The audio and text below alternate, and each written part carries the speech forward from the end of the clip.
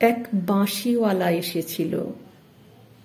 তখন ফাল্গুন মাস, গাছে গাছে কত রং, কত শোভা, কত পাখির কলতান।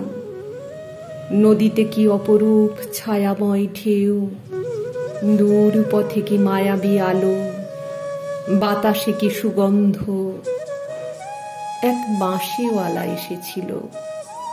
তার বাঁশির সুর মোমের আলোর মতো স্নিগ্ধ, আর বাঁশির শব্দ পাতা ঝরার মতো পেলব।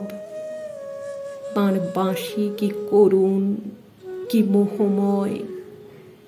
সে এসেছিল, জানলার পর্দা উড়ল হাওয়ায়, দুয়ারের আগল গেল খুলে, বাগানের গাছের পাতার ডালে ছড়িয়ে পড়ল প্রজাপতির মতো রঙিন গান। আমার তখন অনেক কাজ, অনেক, ঘর সংসার, সমাজ, পরিবার, দায় দায়িত্ব, অনেক অনেক। মনটা আনচান করে উঠল। ভেতর থেকে কে যেন ঠেলা লাগালো, যাও যাও, দেরি করো না। কিন্তু আমার দেরি হয়ে গেল। আমার পুজো, আমার গেরস্থালি, আমার কর্তব্য, আমার নিত্যদিনের 7-17 ঝামেলা, আমার দেরি হয়ে গেল।